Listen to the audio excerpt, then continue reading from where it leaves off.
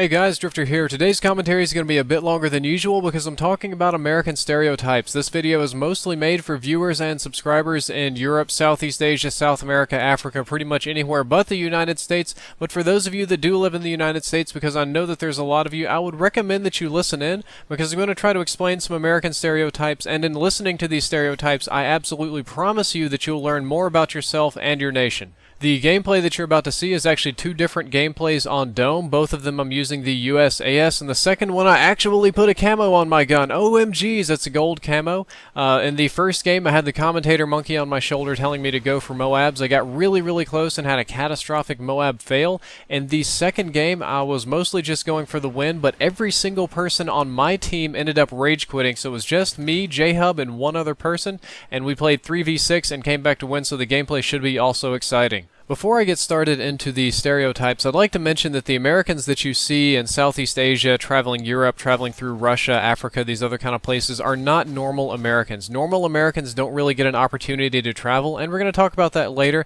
but the type of Americans that you see traveling are, generally speaking, very rich Americans. That makes up the biggest part of the group. You also see students on occasion, and you also see some young people, some backpacking type that go through hostels, but generally speaking, it's rich Americans and students, and these two population groups are not representative of our country as a whole. So if you have run into some asshole Americans in other countries, I apologize. They're probably no different than the very rich people in your country. The first American stereotype I'd like to talk about today is that Americans eat a lot of fast food. This one is unfortunately true. We as Americans do eat an abnormal amount of fast food, so it may be appropriate to answer this question in the form of, why do Americans eat so much fast food? And the answer to this question is we have very short lunch breaks.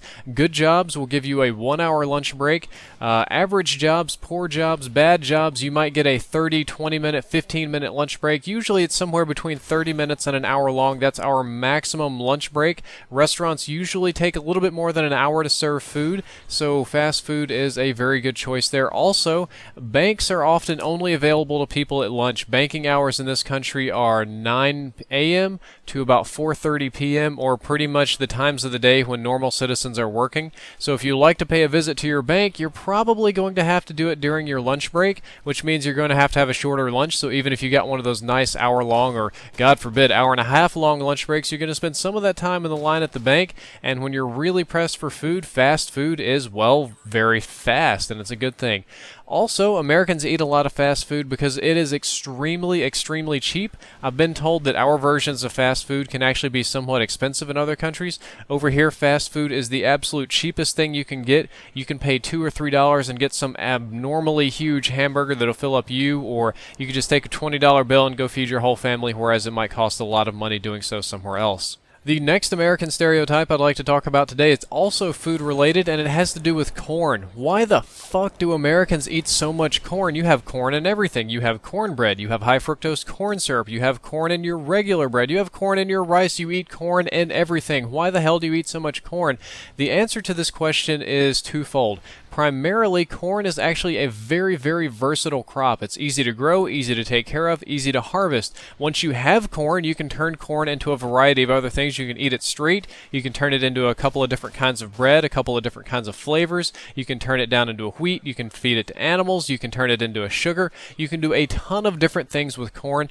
Because of this, and because it can also be stored very easily, our government decided to subsidize corn. We can grow corn quick, we can grow corn cheap. Why not subsidize it and make it ultra cheap and make our corn economy much more competitive?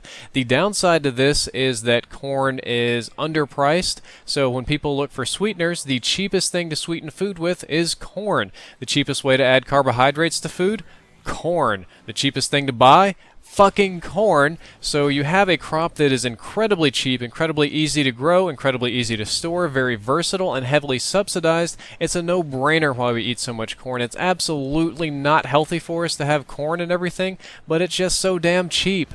Not entirely unrelated to the corn is the stereotype that all Americans are fat. This one is unfortunately somewhat true. Obviously, not every single American is fat. We have plenty of athletes, plenty of skinny people, plenty of normal people, plenty of sexy beasts like myself or my wife or something like that.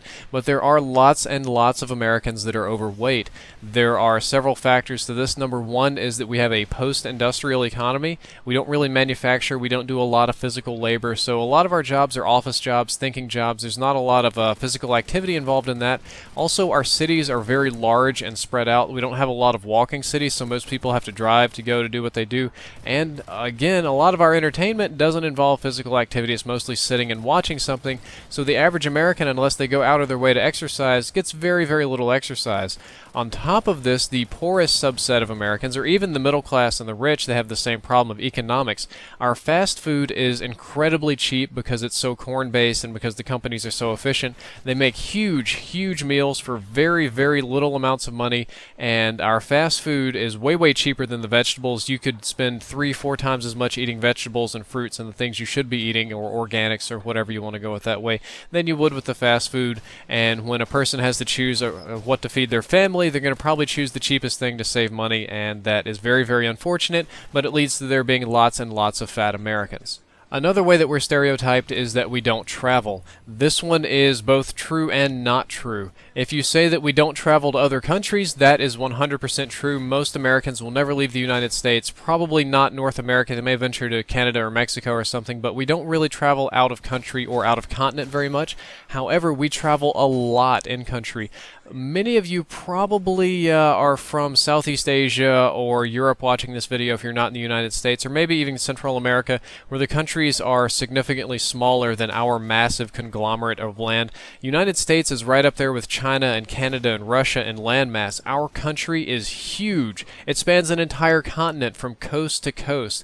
To travel outside of the United States to anywhere except for Canada and Mexico, and sometimes even to Canada or Mexico, depending on your location, you would need to travel over 5,000 kilometers, or about 3,200 miles. This is over the Pacific or Atlantic Ocean, just kind of depending on where you want to go. That means air travel. Nobody's going to take a boat because that would take forever. So getting outside of the United States takes a very long time, and it's very expensive. Even traveling inside the United States is difficult because of the size of the country. To put this in perspective, it took me 30 hours to drive from my state, Mississippi, all the way to California, not even to the coast in California, and we made record time. If you wanted to drive from New York to Los Angeles, that would be a little bit more than 2 days after you factored in stops and breaks and food and that sort of thing. To put it maybe in perspective a little bit better, to drive across the state of Texas, just one state and just one Texas, just across it, it would be the same distance as driving from Budapest in Hungary to Paris, France. So as you can see, there are some really huge geographical hurdles to traveling outside the United States, but another major reason that Americans don't travel is we don't get vacation time. Pretty much every single industrial or post-industrial economy or quote-unquote first world civilized nation has some sort of law that mandates vacation time for employees of just about all types. Even if it's a week, even if it's 2 weeks, some countries get crazy and they go 3 weeks a month. I think that's crazy. You guys probably don't. But we get no guaranteed vacation time. There is no law in the United States that guarantees any employee any days off, any vacation time, anything like that. We have overtime laws to keep people from working to death, that sort of thing. But vacation is not what we get. If you get a good job, this is like a $50,000, $60,000, $70,000 a year office job, cushy job, brain job, not a concrete pouring job, then you might, if you're lucky, get 1 week off for vacation per year. But because of our very competitive economy, your boss is going to encourage you to not take this week off, to save it for later, to do something else with it, to get an overtime week instead, or he'll encourage you to take 1 day off every month or something like that, or take an extra long weekend. So Americans don't really get the opportunity to take vacations. I've actually heard at some jobs, if you take your full vacation time and leave, they get upset with you because they don't have anybody to fill in your position. It screws up the workflow, and they'll can your ass if you take too many vacations. And like I said, this is for the good jobs. The rest of us working down in minimum wage, hourly, sales associate, retail, chef, that sort of thing, there is no such thing as vacation. You work forever until your ass quits. So we don't really have the time to take off and travel. Let's say we got that 1 week off. We would spend several days just getting to where the hell it is we're going, and we wouldn't have time to enjoy it anyway. So we're kind of stuck between taking no vacation or taking a small vacation to neighboring states inside the United States. The last and perhaps most minor reason that we don't travel is that the United States already has just about every single climate or landform that you could ever hope to see. And driving across the United States, or maybe visiting some of our island territories, you could expect to see swamps, plains, wetlands, highlands, lowlands, desert, tundra, Arctic, tropical rainforest, oceans, just about anything that there is that you would like to see, geography or topographic wise, is already in the United States. The next American stereotype we're going to talk about is not wholly unrelated to the travel thing, and that's that Americans only speak one languages. We're unilingual for the most part, and that one is unfortunately true, but not entirely true. There are many, many, many Americans that are bilingual, very few tri or quadlingual. I know that there are a lot of Europeans, this is mostly who this is going for here, the Europeans that speak like 4 or 5 languages, like the Swedes that get on here and write YouTube comments in perfect English, and then they're like, yeah, sorry about the bad grammar. Like, what are you talking about? There's people in America that can't write that good. Anyway, got off on a completely different rant there. But there are many Americans that speak Spanish because they're Spanish, or they speak Chinese because they're from China, or they speak Russian because they're from Russia, but they only do it in a cultural context. Even 2-3 generations down the line, Americans will learn the language of whatever culture or group they're descended from, but that doesn't make them functionally multilingual. They're not really learning European languages. They're not learning the languages of the countries that border them or places they want to travel. And the reason for this is that we don't have to learn these languages. The problem is that English is the most spoken language in the world right now, unless Mandarin Chinese has taken over. I know it's a pretty close race. They're going to catch us eventually. But there's pretty much no country that I can travel to where people don't speak English, where there's not signs in English, where there's a U.S. embassy, where there's signs, they're multilingual, because English is a very, very important language. The United States is a huge trading partner with every country, a huge powerhouse economy. The United Kingdom is also an English-speaking powerhouse economy. So many, many people speak English. And to put this in perspective, if you speak Norwegian, we're going to use Norwegian, and imagine that Norway is one of the most important countries in the world, and that anywhere you travel in the world, about a quarter of the people speak Norwegian. Why in the hell would you bother learning anything else? There's absolutely no reason to learn other languages when everybody speaks Norwegian, or in this case, English.